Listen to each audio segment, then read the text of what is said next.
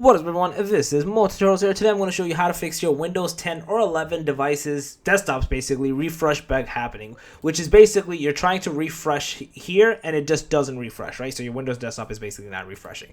So let's get right into this. There's a few ways to fix this. The first thing is to right-click at the bottom to open up Task Manager, as you see over here. And in here, we're going to basically find for something called Windows File Explorer. Right here. So Windows Explorer, apologies. Once you find this, you're going to right click into this and you're going to basically press restart. You'll see at the back, like some stuff will happen, but this should restart it for you and you should be good to go. And basically you should be able to refresh now. If you're still not able to essentially refresh, the next thing you can do is go into search bar, type in File Explorer Options, because we want to go to the options section, and in here you'll be in the general tab. You just want to press restore defaults and press apply and then go from there. Once you do these two, restart your computer, you should be good to go. You should not have this error persist any longer. So yeah, that's basically it. If you guys love the video, please smash thumbs up, go to the channel, make sure to subscribe, click that notification bell, and I'm Multi-Tutorials out. Peace.